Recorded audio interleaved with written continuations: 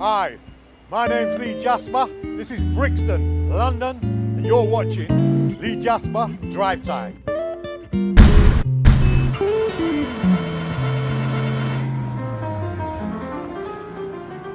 I imagine you're coming home from your Christmas party, everybody's had a great time, slightly inebriated, no doubt, and you decide, now's the time to have that curry. And so you go to your local Indian, Bangladeshi, Pakistani food outlets and you order a red hot curry. And a police officer, a police woman, off duty enjoying the Christmas festivities. The order takes a little long. She said, I wish these packies would hurry up. And when you are noticed by the staff, you say, well, they're all niggers anyway.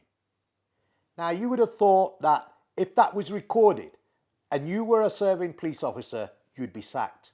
I would think that. If you use such language, you and I use that language in our day job, we would be sacked. And you know what? You'd be absolutely right. To be fair to North Umbria Police Service, that's exactly what they did. They sacked her. Quite rightly too.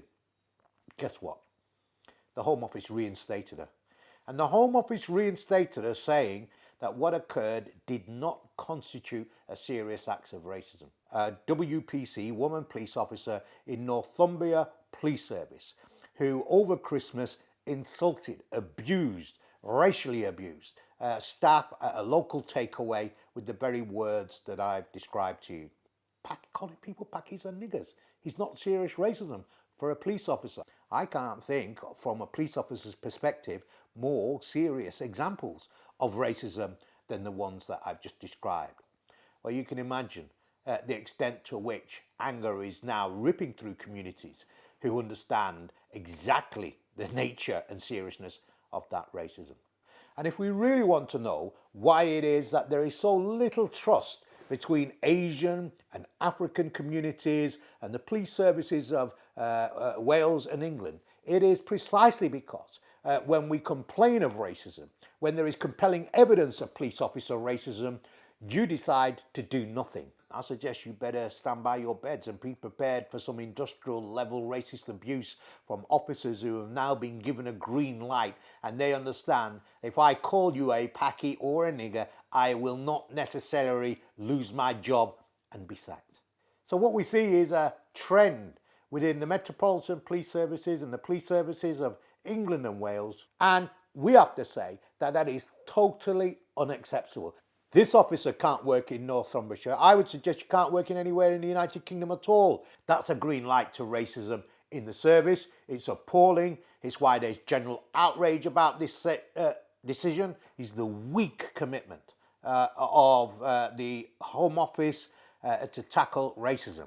I think we'll always see racism in the police service being granted a green light, being treated sympathetically until the legislation around policing disciplinary changes.